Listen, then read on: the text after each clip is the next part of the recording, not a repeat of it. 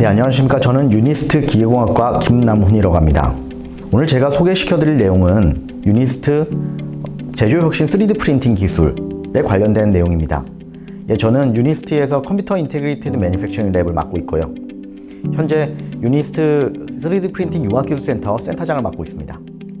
간단히 제 자신에 대해서 소개를 드리겠습니다. 예, 저는 현재 기계공학과, 산업공학과, 인공지능대학원 이렇게 겸임으로 소속되어 있고요. 저는 현재 그 3D 프린팅 융합기술센터의 센터장을 맡고 있습니다. 그 제조혁신이란 말씀을 드렸는데 결국 제조혁신에서 필요한 부분은 어떤 새로운 제조기술, 그리고 이 제조기술을 어떻게 현장에서 잘 융합해서 쓸 것인지 이런 것들에 대한 아이디어가 필요합니다. 저희 연구실에서 진행하고 있는 부분들이 이런 모든 것을 통합할 수 있는 그런 인티그레이티드 매니팩처링 이런 개념으로 현재 연구와 모든 교육을 진행하고 있습니다. 말씀에 앞서서 먼저 4차 산업혁명이라는 그런 키워드에 대해서 좀 말씀을 드리고 싶습니다. 3D 프린팅이 4차 산업혁명에 아주 핵심적인 역할을 하는 기술이라고 많이 알려져 있는데요. 실제로 월드 이코노미 포럼의 클라우스 슈밥 회장께서 4차 산업혁명을 처음 말씀을 하시면서 이런 말씀을 하셨습니다. 티핑 포인트라는 것을 지적을 하셨는데요. 결국 4차 산업혁명이 이제 도래했다 라고 하는 순간이 언제냐 라는 말씀을 하셨습니다. 그 중에 참 재미있는 이야기를 하나 여기다 긁어와서 좀 말씀을 드리고 싶은데요. 하나의 그 티핑 포인트 중에 하나가 3D 프린팅으로 만든 자동차가 도로를 이제 운전하고 도로를 다니고요. 그리고 이게 양산이 된다라고 했을 때 이게 바로 4차 산업혁명이 왔다 라는 신호로 볼 수 있다라고 합니다. 4차 산업혁명이란 것이 이제 현실 속에서도 많이 찾아볼 수 있는 그런 기술로 이제 존재하는 것 같습니다. 실제 자동차 공장에 가면은 현장에서 작업자들이 사용하는 지그, 툴 이런 것들을 만드는 데 3D 프린팅이 많이 쓰이고 있고요. 또 유럽의 명차들, 특히 고가의 명차들 보면은 엔진 파트라든지 각종 차체 부품에 3D 프린팅을 실제로 사용을 해서 양산을 하고 있습니다. 어쩌면 이제 3D 프린팅으로 100% 3D 프린팅으로만 만든 차가 조만간 우리 주변에서도 많이 찾아볼 수 있는 그 시대가 올 것 같습니다. 티핑 포인트라는 부분을 말씀드렸는데 클라우스 슈밥 회장께서 지적하신 티핑 포인트가 이렇게 한 5가지 정도가 됩니다. 그 대부분이 이제 어떤 센서 네트워크라든지 인공지능이라든지 이런 부분들이 우리 실생활에 활용이 되고 산업 현장에 많이 활용되는 이런 시기가 바로 4차 산업혁명이 도래했다라는 시기라고 말씀을 하시고요. 그리고 그 중에 딱 한 가지 제조 기술에 대한 내용이 있습니다. 그게 세 번째에 있는 The First 3D Printed Car in Production이라는 말인데요. 결국 양산이 된 3D 프린팅 카가 우리 실생활에 들어오는, 우리 생활에서 실제로 찾아볼 수 있는 이런 시대가 바로 4차 산업혁명이 시작한다 라는 그런 시대라고 볼 수 있을 것 같습니다. 네, 그러면 3D 프린팅이라는 기술에 대해서 이 종류를 한번 살펴보겠습니다. 이 3D 프린팅은 사실 실제로 이 3D 프린팅이라는 기술이 개발된 건 한 30여 년 정도 됐고요. 이 30여 년의 세월 동안 이 3D 프린팅이 대부분 우리 실생활에서 많이 찾아보기 좀 힘들었습니다. 그 이유는 뭐냐면은 이 3D 프린팅은 최초에 태동을 했을 때는 단순히 형상을 만들어주는 이런 기술이었습니다.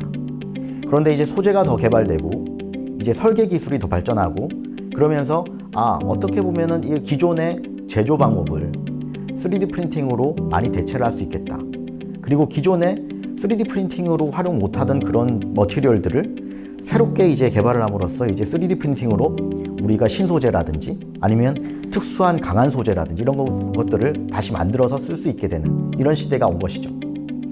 그래서 그 ASTM이라고 불리는 이런 표준을 제정하는 이런 기관에서는 이렇게 한 7가지 정도로 3D 프린팅 기술을 규정을 했습니다. 일단 머티리얼 익스트루전, 머티리얼 제팅, 바인더 제팅, 시트 라미네이션, 베드 포토폴리머라이제이션, 파우더 베드 퓨전, 다이렉트 에너지 디파지션 이렇게 7가지 정도로 구분을 하고요. 사실 7가지만이 존재하는 게 아니라 그 현실 속에서는 지금도 어딘가에서는, 세계 어딘가에서는 누군가가 새로운 어떤 공법을 다시 만들어내고 있습니다. 이 3D 프린팅이라는 것의 특징은 재료를 그 한 층 한 층 위에다가 애드하면서 이렇게 3차원 형상을 만드는 기술이기 때문에 이 공법이라든지 소재라든지 이런 것들은 정말 우리가 상상하는 무한의 어떤 그 종류의 것들을 다 활용을 할 수가 있는 것입니다. 근데 이 3D 프린팅이 최근 들어서 더 각광을 받는 이유가 있는데요. 이런 6가지 특징이 있기 때문입니다. 먼저 매스 커스터마이제이션이 가능하고요. 그리고 요즘에 계속 그 에너지를 절약해야 된다. 그리고 탄소를 이제 탄소 배출을 줄여야 된다. 이런 이야기들이 많이 나오지 않습니까? 결국은 이제 그린 매니팩처링, 친환경 제조 쪽에서 이 3D 프린팅을 쓰게 되면은 소재를 많이 줄이고 그리고 낭비를 많이 줄일 수 있습니다. 그런 내용 때문에 이게 더 각광을 받고 있고요. 그리고 요즘은 그 모든 것들이 다 온 디맨드 시대지 않습니까? 그러니까 소비자가 원하는 대로 설계도 바꿔야 되고 디자인도 바꿔야 되고 모든 사양들이 바꿔줘야 됩니다. 그래서 예전처럼 100만 대의 어떤 똑같은 자동차를 만들어서 100만 명한테 파는 게 아니라 이제는 커스터머 한 명 한 명이 다 소중하게 된 그런 시대가 온 거죠. 그런 경우에는 이런 3D 프린팅이 아주 장점으로 부각되게 된 겁니다.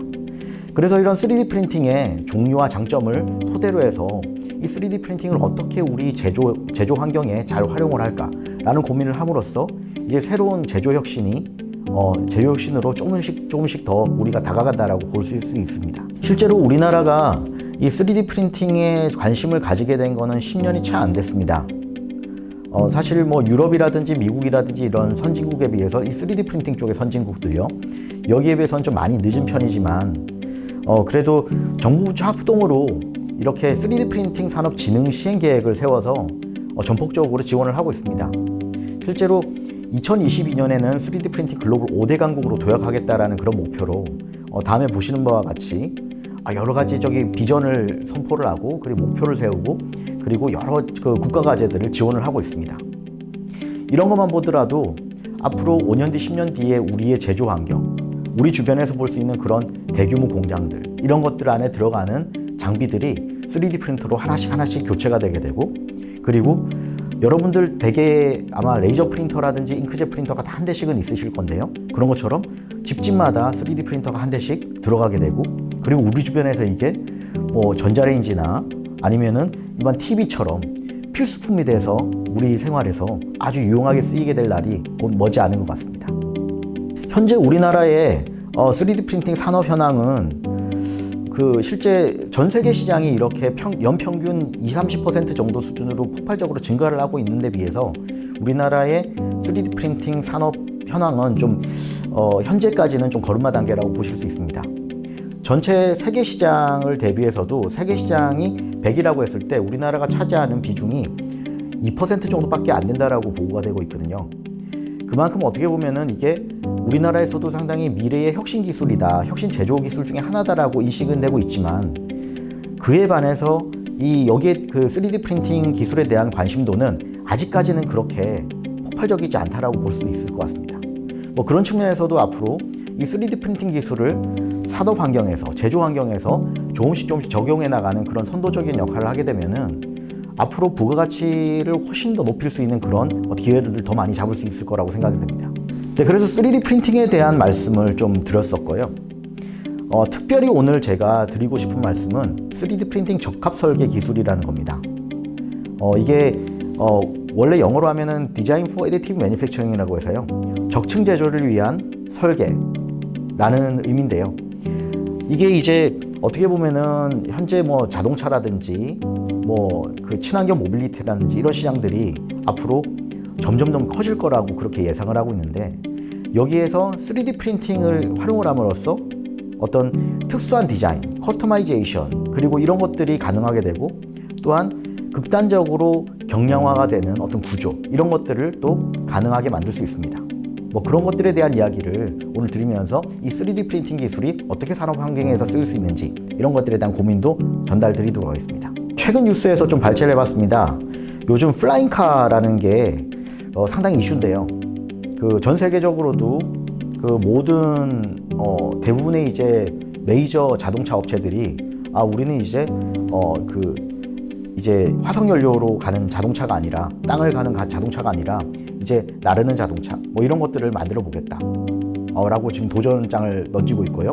국내에서도 우리나라의 굴지의 업체들이 모두 이제 플라잉카, 그리고 컨버터블 카죠. 저희 어떤 때는 하늘 날다가 어떤 때는 땅을 갈 수 있는 그런 종류의 자동차를 만들어서 보급하겠다라는 그런 시도를 하고 있습니다.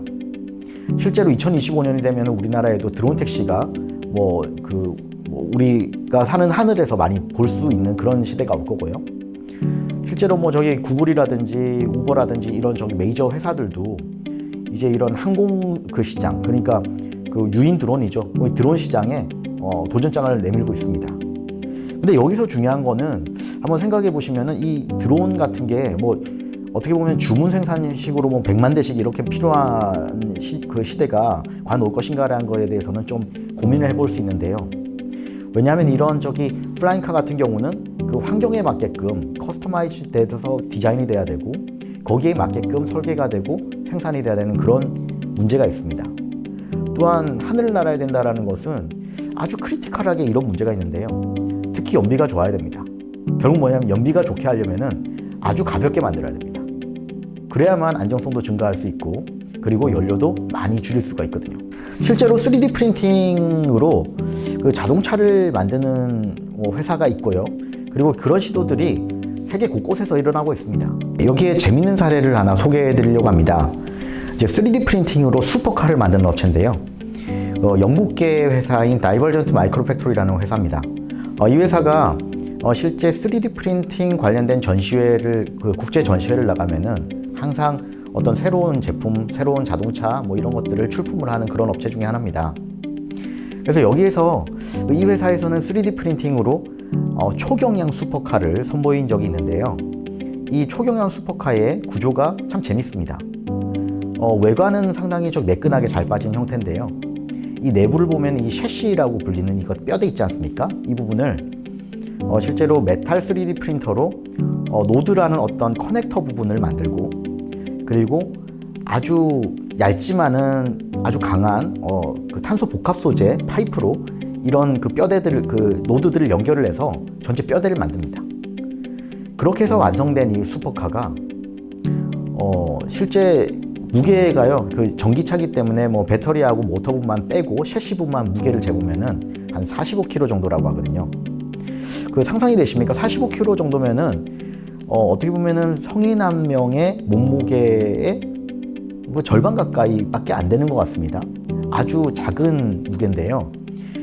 그러면 이제 어떻게 보면 이 셰시만 가지고는 사람이 살짝만 흔들어도 흔들흔들거릴 정도로 안정성을 좀 확보하기는 힘들 수도 있습니다. 하지만 이 차체에 대한 어떤 신뢰성이라든지 강도라든지 이런 측면은 이제 3D 프린팅 적합 설계라는 개념이 들어갔기 때문에 그런 부분에서는 전혀 문제가 없다고 하고요. 예, 그래서 어떻게 보면은 이 3D 프린팅이라는 기술이 우리가 원하는 곳에 어떤 질량을 넣어주고 필요하지 않은 곳은 군더더기를 빼면서 질량을 빼면서 최적의 어떤 형상을 만들어줄 수 있는 그런 기술이 될 수 있겠다라는 것을 알 수 있습니다. 실제로 업계에서 많이 사용하고 있는 경량화라는 개념으로 접근할 수 있는 방법 두 가지를 알려드리겠습니다. 먼저 경량화의 자동차 업체에서 차체를 경량화한다라고 하면은 10%의 무게를 줄이면 한 연비가 10% 가까이 좋아진다고 합니다. 일반적으로 그렇게 알려져 있고요. 그럼 이 방법이 두 가지가 있는데 첫 번째 방법은 이제 가벼운 소재를 쓰는 겁니다. 네, 너무 당연하죠. 예를 들어서 요즘에 슈퍼카들 보면은 대부분 다 카본 파이버, 탄소 복합 소재 이런 소재를 쓰기도 하고요. 마그네슘 원로이라든지 알루미늄 원로이라든지 이런 식으로 아주 비싼 합금유를 쓰기도 합니다. 그렇게 되면은 당연히 비중이 작은 재료를 쓰게 되면은 무게가 적어지는 거고요. 근데 여기에 문제가 있습니다. 예, 어떤 문제냐면요. 이런 겁니다. 결국은 강하면서 가벼운 물질들은 비쌉니다. 네, 너무나도 당연하죠. 실제로 보시면은 일반적인 스틸 소재보다 알루미늄 원로이라든지 마그네슘 원로이라든지 아니면 카본 파이버, 컴파짓이라든지 이런 부분들을 새로운 신소재를 쓰게 되면은 가격이 더 올라가죠. 훨씬 더 프로세스하기도 힘듭니다. 만약에 자동차 자체를 이런 합금이라든지 신소재를 써서 만들었다고 했을 때 접촉사고라도 났다. 그러면 이 하나의 파트를 바꾸는데 또 얼마의 비용을 감당해야 되겠습니까? 이런 부분들이 문제가 됩니다. 그래서 라이프타임 퓨얼 세이빙이라는 어떤 제품의 전주기에 걸쳐서 어느 정도의 연비 감소 효과가, 연비 상승 효과가 있는지를 감안을 했을 때 새로운 소재를 쓰고 비싼 소재를 쓰는 거는 그렇게 좋은 대안이 아니라는 것을 알 수 있습니다. 그렇다면 다른 하나의 솔루션은 뭘까요? 네, 여기에 보시다시피 새로운 디자인을 채용을 하는 겁니다. 예를 들어 보이면은 여기에 보시는 이런 브라켓이 있는데요.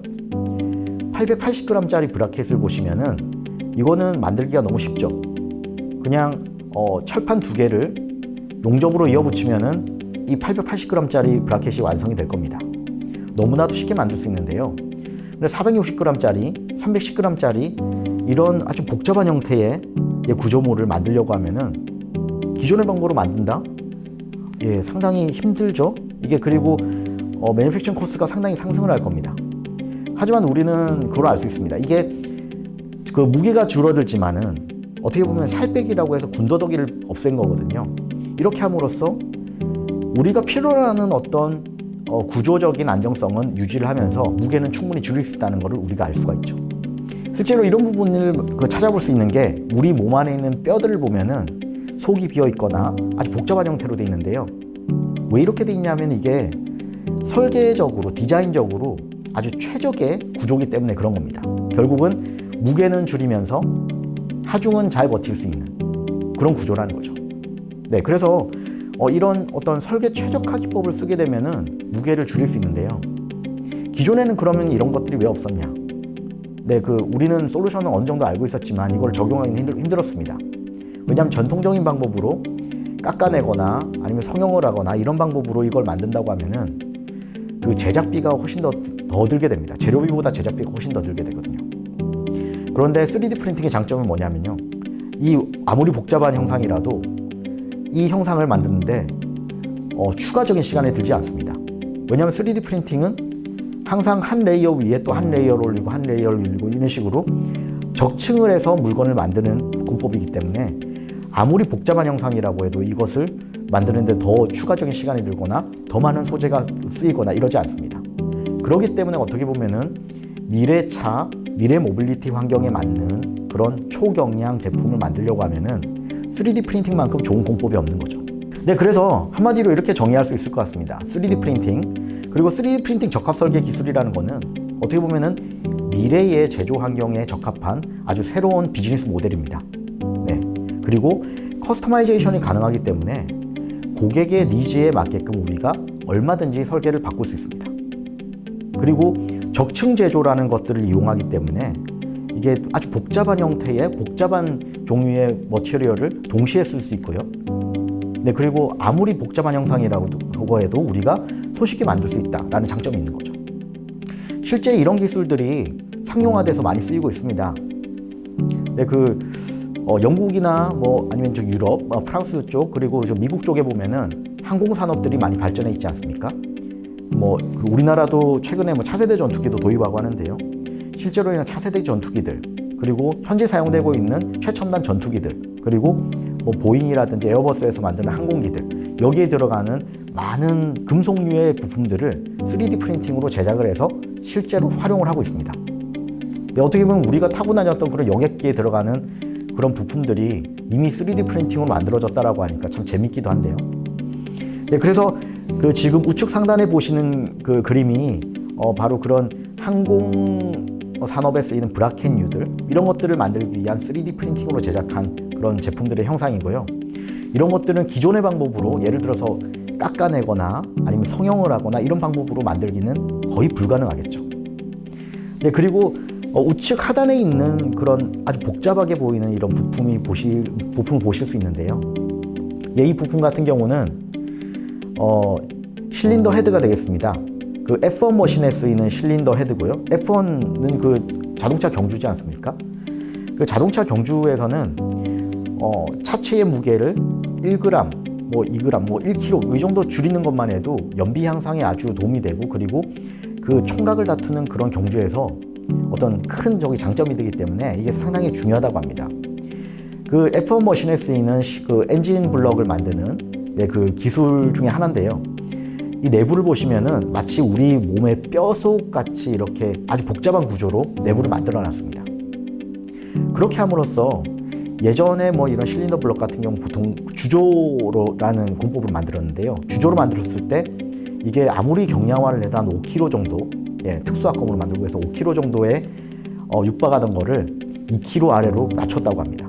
무려 80%나 이렇게 경량화가 된 건데요. 결국 뭐냐면 우리가 사용하는 대부분의 제품들이 이런 군더더기가 상당히 많다는 겁니다. 그런데 이 군더더기를 제거하지 못하는 이유는 제조 공법의 한계였기 때문인 거고요. 결국은 우리가 이런 최적화 기술과 함께 3D 프린팅을 활용을 함으로써 이런 부분을 극복할 수 있겠다라는 말씀을 드리는 겁니다. 그래서 최적화라는 말씀을 드렸는데요. 이제 최적 설계 쪽에서 많이 쓰이는 어떤 방법론 중에 토폴로지 옵티미제이션이라는 게 있습니다. 위상 최적화 기법이라는 것을 간단하게 말씀드리겠습니다. 이 위상 최적화 기술이라는 것은 어떤 우리가 정해진 어떤 설계 도메인 안에, 설계의 영역이죠. 그 안에서 재료의 밀도를 조정을 함으로써 어떤 부분에 어떤 구조적인 어떤 밀도가 돼야 이 하중을 잘 버티거나 하중을 버티는데 특정한 부분에 밀도가 필요 없다라든지 이런 부분들을 계산할 수 있는 계산 역학적인 기법인데요. 쉽게 말씀드리면은 이런 오른쪽에 보이시는 그림에 보면은 이렇게 처음에는 아주 파란색 영역이 많다가 점점점 이제 뭔가 파란색 영역 중에 살빼기가 들어가면서 아주 단순한 형태로 좀 변하게 되는데요. 결국 뭐냐면은 우리가 원하는 하중을 견디는데 하얀색으로 이제 살빼기가 된 영역은 실제로 필요 없는 부분이라는 겁니다. 어떻게 보면 군더더기라는 부분이고요. 이런 부분들이 없어도 이 기능을 수행하는 데는 전혀 문제가 없다는 그런 의미가 되겠습니다. 그래서 이런 부분들은 유한요소 해석법이라든지 이런 구조 해석법을 이용을 해서 이런 계산을 해낼 수가 있는 부분이고요. 실제 여기에 들어가는 기법이 어떤 최적화 기법이라는 게 들어가는데 여기에는 수학적인 모델이 필요합니다. 그럼 여기서 아주 간단한 사례를 들어 보여드리면은 어떤 산이 있고요. 이 산에서 가장 높은 곳까지 찾아가야 되는 문제가 있을 때 눈을 가리고 간다라고 하면은 이제 이 미션을 부여받은 사람이 가장 이제 높은 곳을 찾아갈 수 있는 방법은 여러 가지가 있을 겁니다. 예를 들어서 그 1cm씩 아니면 한 발자국씩 옆으로 움직여보고 옆이 지금보다 좀 더 높은 곳이라고 하면 거기서부터 또 다른 방향으로 옆으로 또 움직여보고 이런 식으로 단계적으로 찾아갈 수 있겠죠. 실제로 수학적인 방법으로 최적화를 풀다 보면은 이런 식으로 단계적으로 조금씩 좀 나은 방향으로 찾아가는 그런 기법을 쓰게 되는데요. 이런 이터레이션을 거쳐서 결국 우리가 만들어낸 최적화된 어떤 솔루션이 우리가 원하는 그런 안이 되는 거죠. 앞서서 말씀드렸던 설계 최적화 기법 이런 것들을 이용을 해서 3D 프린팅에 적합한 설계를 도출하는 방법이 바로 디자인 for additive manufacturing이라는 기법이 되겠습니다. 기계공학적인 해석에 기반을 해서 3D 프린팅에 적합한 설계안을 도출하고 거기에 맞는 어떤 소재를 선정하는 이런 과정들이 되겠고요. 결국 3D 프린팅의 장점을 극대화하기 위한 어떤 공학 설계적인 방법이 되겠습니다. 이런 방법을 통해서 어떤 소재라든지 구조물의 형상의 복잡성, 그리고 여러 가지 다양한 소재들이 사용될 때 재료의 복잡성, 그리고 다차원이 필요할 때 차원의 복잡성을 한 번에 해결할 수가 있는 것입니다. 이 DFM이라는 기법은 어떻게 보면 저희 연구실이 가지고 있는 그 아주 중요한 기술 중에 하나가 될 거고요. 그리고 현재 제가 맡고 있는 3D 프린팅 융합기술센터의 포트폴리오를 구성하는 아주 키워드가 되고 있습니다. 실제로 저희가 그동안 해왔던 일들을 여기에 간단하게 좀 정리를 해봤습니다. 2017년에 국내 최초로 3D 프린팅 전기차를 저희가 선보였었고요. 그리고 2018년에는 현대중공업과 공동으로 3D 프린팅 굴삭기 캐빈을 국내 최초로 선보였습니다. 그리고 같은 해에 또 3D 프린팅 전기보트도 국내 최초로 선보였었고요. 그리고 국내 최초 자동차 조립용 도어 트림 경량 지그 개발, 국내 최초 금속 3D 프린팅을 이용한 자동차 파워트레인 부품 양산 다이캐스팅 금형 개발해서 양산에도 저희가 적용했었고, 국내 최초로 소형 제트 엔진 부품도 개발했습니다. 또한 현재는 가스터빈용 발전기 부품에 쓰이는 블레이드를 이제 저희가 국산하는데 지금 국가과제를 수행 중에 있습니다. 몇 가지 그림을 가져왔습니다. 이게 그 2017년에 있었던 이제 3D 프린팅 갈라인 울산 그리고 대한민국 균형발전 박람회에 저희가 선보였던 3D 프린팅 전기차가 되겠습니다. 어떻게 우리가 DFAM을 적용을 했는지에 대한 과정을 간단하게 정리를 해봤는데요. 2017년에 진행했던 3D 프린팅 전기 바이크 프로젝트, 우리는 그 유니크라고 부르는데요. 이 그 바이크에 대한 프로젝트를 어떻게 수행해냈는지를 간단하게 설명을 드리겠습니다. 먼저 아까 말씀드렸던 것처럼 토폴로지 옵티마이제이션, 그 위상 최적화 기법을 쓰기 위해서 디자인 스페이스라는 걸 정의했습니다. 이거는 이제 그 이 소재가 활용될 수 있는 어떤 볼륨 전체를 이제 말씀을 드리는 거고요. 이제 위상 최적화 설계 과정을 거쳐서 이제 이런 뼈대 모양이 나왔죠. 그랬을 때 이 3D 프린터의 어떤 장점 그리고 특징을 이제 감안을 해서 어떻게 하면 이게 제작이 더 빨리 되고 좀 안정적으로 제작이 될 수 있을지를 고려를 해서 설계를 좀 수정을 해야 됩니다. 그렇게 되면 제작성을 고려한 설계 변경까지 마무리가 되고요. 이 마무리된 설계안을 구조 해석적인 관점에서 어느 정도 하중이 걸렸을 때 어느 정도 스트레스 분포가 나오는지를 갖다가 검증을 하고, 그리고 실제 프린팅을 해서 제작을 해서 이렇게 시연까지 했습니다. 또한 3D 프린팅 전기차, 이거 프로젝트 라이노였는데요. 라이노라고 이름을 붙인 이유는 이제 보시다시피 그 코 쪽에 뾰족한 코뿔소의 뿔 같은 형상이 있어서 라이노라고 명명을 했습니다. 이 프로젝트에서도 동일하게 쓰였는데요. 보시는 바와 같이 차체의 많은 부분들을 경량화를 하기 위해서 이 토폴로지 옵티마이제이션과 그리고 3D 프린팅의 특장점을 모두 다 활용을 했습니다. 이 과정은 이렇게 요약될 수 있습니다. 기존의 어떤 차체의 부분들을 많은 부분 재활용을 했기 때문에 리버스 엔지니어링을 통해서 일단 그 세부적인 설계가 들어가기 전에 개념 설계를 완성을 합니다. 그리고 이 개념 설계안이 바로 그 디자인 스페이스, 초기 디자인 스페이스가 되는 거고요. 토폴로지 옵티마이제이션이라는 기법을 통해서 뼈대를 만들게 되고, 이 뼈대를 그 구성하는 어떤 그 메스가 이제 밀도가 높은 부분과 밀도가 적은 부분에 대해서 메쉬 구조, 레티스 구조를 적용을 해서 좀 더 경량화 그리고 재료의 어떤 분포를 좀 고르게 가져가게 됩니다. 이런 일련의 과정을 통해서 그 보시다시피 차량의 전면부 프론트 파트 같은 경우는 원래 쓰였던 프론트 파트가 성형품이 쓰였습니다. 그 성형품에 대비해 가지고 실제로 머티리얼 그 소재가 사용된 양이 90%가 줄었고요. 실제로 중량도 그 90% 정도가 줄었습니다. 또한 이 자동차 시트 쪽도 레티스 구조, 그러니까 메쉬가 들어간 구조를 적용을 했는데요. 그렇게 하다 보니까 기존에 원래 사용됐었던 그 성형품에 대비해 가지고 한 74% 정도로 메스가 줄었습니다. 결국 초경량 전기차가 탄생을 하게 된 거죠. 여기에 사용됐던 어떤 해석 조건은 모두 이 자동차가 그 이제 시속 50km까지 운행이 되게끔 이제 설계가 되어 있는 자동차이기 때문에 50km의 속도로 이제 운행을 하다가 정면 충돌을 했을 때 이제 받게 되는 그 충격량을 기반으로 해서 그 충격량에 대비해 가지고 이 차체가 데미지가 아주 심각하게 받지 않은 수준까지를 리밋으로 두고 이렇게 해석을 진행을 했었습니다. 아까 말씀드렸던 3D 프린팅 중장비 프로젝트, 굴삭기 캐빈 부분인데요. 이 부분도 실제로 고객사에서 전달받았던 어떤 스펙을 기반으로 해서 실제로 이게 전복이 되거나 아니면 충돌을 했을 때 어느 정도 하중을 견뎌야 된다라는 그 구조적인 어떤 리퀘어먼트가 있었습니다. 그 리퀘어먼트에 기반을 해서 실제 위상 최적화 기법을 적용을 했었고요. 이를 통해서 저희가 보유하고 있는 초대형 복합 소재 3D 프린터를 활용을 해서 이렇게 제작을 하게 됩니다. 2018년에 이게 실제로 그 울산에서 그 진행됐던 그 전시회에 저희가 출품을 해서 그 극찬을 받았었습니다. 그리고 프로젝트 윌리라고 해서 저희가 이제 무리를 떠다니는 전기보트를 한번 만들어 봤는데요. 동일한 과정을 거쳤습니다. 실제 그 초기 디자인부터 시작을 해서 이제 위상 최적 설계라는 기법으로 1차 디자인, 2차 디자인 계속해서 이터레이션을 하게 되는 거죠. 그리고 최종 디자인까지. 그리고 우리가 활용할 어떤 그 소재와 3D 프린터의 특성에 맞게끔 그 세부적인 어떤 수정을 통해서 전체적인 설계를 마무리하게 됐고, 이 설계안에 따라서 실제로 제품을 제작하게 됐습니다. 유니스트의 그 캠퍼스 가운데 보면은 가망못이라고 큰 연못이 있습니다. 거기에서 2018년에 저희가 진수식을 했었고요.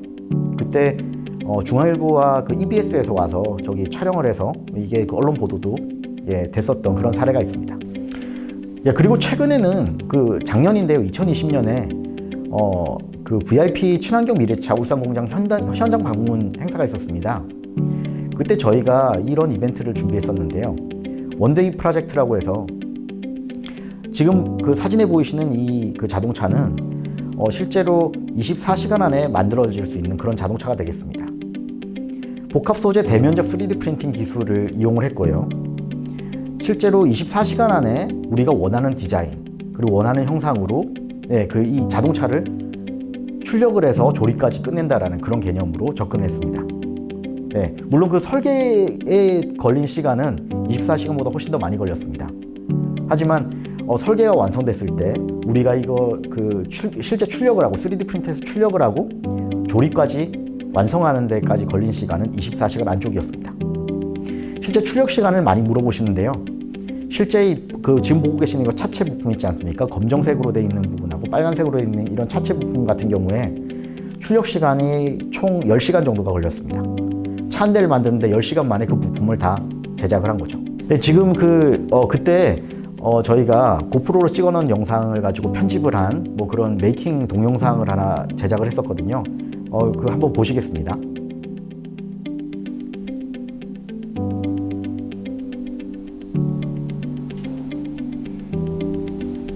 이렇게 대면적 프린터를 이용을 해서 그 전체적인 구조물을 출력을 하게 됩니다. 그리고 이제 그 조립을 통해서 전체적인 형상을 이제 잡게 되고요. 그리고 세부적으로 내부에 들어가는 조명이라든지 그리고 엣지 부분 가공이라든지 이런 부분들을 진행을 하게 되고 그리고 기타 부대 부품들을 조립을 하게 되면 완성이 되게 됩니다. 여기에 참여했던 연구원들과 학생들이 사실은 밤을 새느라 좀 고생을 하긴 했는데요. 다행히 그 덕분에 24시간 안에 이 작업을 마칠 수 있었습니다.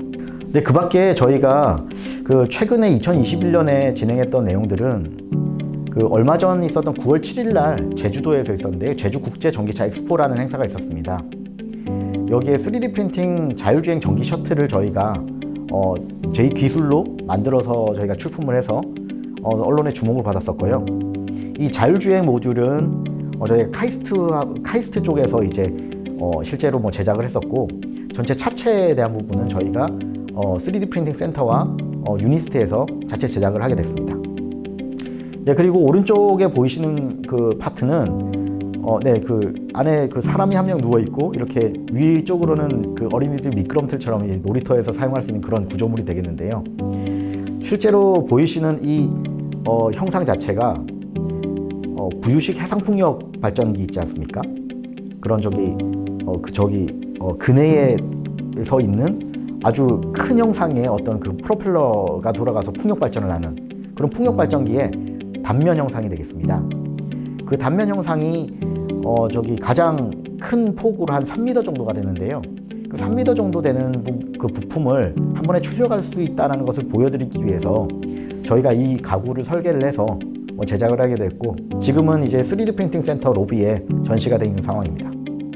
오늘 제가 말씀드렸던 내용들은 3D 프린팅 기술과 그리고 3D 프린팅 기술의 그 장점을 극대화할 수 있는 디자인 포 애디티브 매니팩처링 DFAM 기술에 관한 내용이었습니다.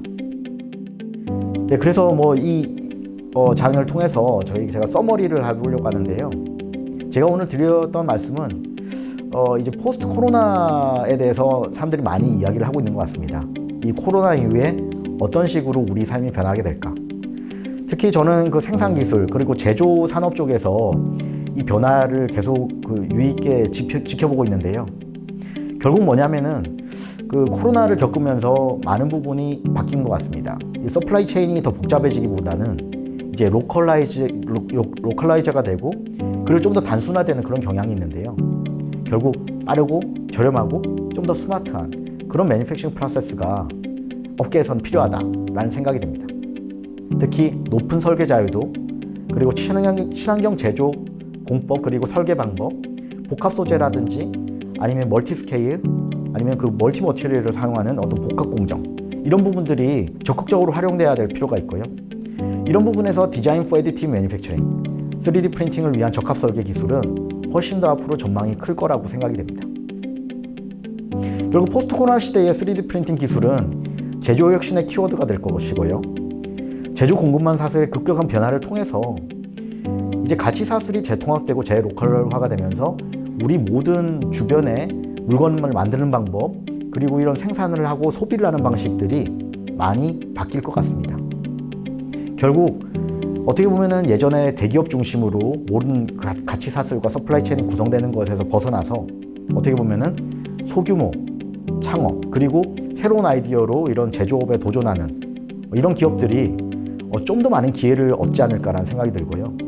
그러기 위해서는 좀 더 적극적으로 3D 프린팅 기술과 3D 프린팅 적합 설계 기술, DFAM 기술에 관심을 가져주셔야 될 것 같습니다. 그래서 제가 앞으로 향후에 이런 기술을 이용해서 기업들이 어떤 식으로 비즈니스를 할 수 있는지, 어떤 식으로 기술 개발을 할 수 있는지에 대한 아이디어들을 간단하게 한 2장 정도로 한번 정리를 해봤습니다. 사례를 드려보고 싶은데요. 예를 들어서 친환경 미래 모빌리티에 3D 프린팅 생산 기술이 쓰인다 라고 하면 이런 형태가 될 것 같습니다. 저희가 원데이카라든지 스마트 셔틀 프로젝트를 통해서 보여드렸던 것도 있는데, 현재 그 미래의 친환경 자동차는 대부분 이런 형태입니다. 결국 스케이트보드 플랫폼이라고 해서 아주 플랫한 형태의 바닥에 이제 바퀴가 4개 달린 이런 공용 플랫폼을 쓰고 있고요. 그리고 외장 파트는 이제 어떻게 설계를 하고 어떻게 제작하는가에 따라서 다양한 어떤 종류의 그런 모빌리티가 등장을 하게 되는 겁니다. 결국은 플랫폼은 공용화하고 다양한 어떤 고객 니즈를 반영한 어떤 그 외장 파트에 대한 제작 방법, 이런 것들이 이제 주가 되는데요. 그렇게 했을 때 이 외장 파트를 어떻게 만드느냐라는 거에 대한 어떤 아이디어에 따라서 이게 셔틀버스가 되기도 하고 개인용 어떤 자동차가 되기도 하고 그리고 하늘을 나는 플라잉카가 되기도 할 겁니다. 자, 그러면 이런 다양한 고객 니즈, 다양한 시장 니즈를 어떻게 맞출 것인가? 여기에 아마 3D 프린팅이 뭔가 기여할 수 있는 부분이 클 거라고 생각합니다. 실제로 저희는 현재 울산 지역의 중소기업과 그리고 그 완성차 대기업과 공동으로 해서 이 친환경 미래 모빌리티를 대응하기 위한 3D 프린팅 차체 제작 기술에 대해서 현재 전국과제로 이 부분을 그 기술 개발을 진행 중에 있습니다. 그리고 두 번째로 제가 예를 들어드리고 싶은 부분은 이제 이런 발전용 특수 부품, 이런 부품 시장이 되겠는데요. 특히 이런 특수한 부품 시장 같은 경우는 소량, 정밀, 복합, 그리고 이런 DFAM을 적용했을 때 조금이라도 경량화가 되면은 훨씬 더 큰 이점을 얻는 이런 부분들이 큽니다. 발전용 부품 예를 하나 들어보겠습니다. 실제 3D 프린팅을 가스터빈 부품에 활용하자라는 그런 움직임은 그 독일의 지멘스라든지 미국의 GE라든지 이런 회사에서는 이미 선도업체에서는 이미 개발이 완료되고 상용화 단계까지 도달한 것으로 알고 있습니다. 우리나라도 이런 발전 시장이 상당히 큰데요. 이 발전소에 쓰이는 부품들은 대부분 이제 수입을 하거나 아니면 국내의 특정 업체들이 다 생산을 하게 되는 그런 시장이 되겠습니다. 가스터빈의 예만 봐도 가스터빈 하나를 만들기 위해서는 한 4만여 개의 부품이 필요하고요. 여기에는 작은 블레이드에서부터 큰 블레이드까지, 그리고 작은 어떤 금속 부품에서부터 큰 금속 부품까지 다양하게 그 다양한 부품이 활용이 되게 됩니다. 여기에서 이 블레이드라는 게 중요한데요. 이 발전용 블레이드가 개당 저렴하게는 수백만 원에서 수천만 원까지 한다고 합니다. 이 세계 가스터빈 시장이 2023년에는 한 230조 이상이 될 거라고 하는데요. 그리고 세계의 그 유명한 어떤 3D 프린팅 시장 조사 기관이 조사를 한 결과는 아마 2023년 정도 되면은 230조 원 시장 중에 한 6% 정도가 3D 프린팅 부품 시장으로 대체가 될 거라고 합니다. 네, 이 부분이 참 재밌는데요. 결국은 앞으로는 특수 부품 시장에서도 어떻게 보면은 커스터머의 오더에 따라서 이제 제작이 되고, 그리고 특수한 어떤 설계, 특수한 어떤 소재의 필요성이 강조가 되다 보니까 3D 프린팅이라는 기술이 아주 필수 기술로 자리 잡게 되는 것입니다. 결국 그 가스터빈 분야에서만 해도 3D 프린팅 부품 시장이 한 14조 원 정도가 될 것이라고 예측이 됩니다. 실제로 아까 제가 잠시 소개를 드렸지만 저희 연구실에서 진행하고 있는 프로젝트 중에 하나가 실제로 가스터빈에 사용되는 블레이드를 국산화하는 3D 프린팅으로 국산화 제작하는 그런 프로젝트에 저희가 참여를 하고 있습니다. 실제 이런 특수부품 시장에서도 3D 프린팅 기술을 적극 활용하면 아주 높은 부가가치를 얻을 수 있을 것이라고 저는 확신을 합니다. 네, 지금까지 3D 프린팅 기술과 3D 프린팅 기술의 장점을 극대화할 수 있는 3D 프린팅 적합설계 기술, DFAM 기술에 대해서 말씀드렸습니다. 저희 연구실과 유니스트 3D 프린팅 센터에서는 이런 부분들이 지역의 업체들 그리고 국내 제조업체들에서 쉽게 접근하시고 그리고 새로운 기술로 활용하시게끔 저희 도와드리고 있고요. 혹시 이런 부분에 도움이 필요하신 경우는 언제든지 연락 부탁드리겠습니다. 감사합니다.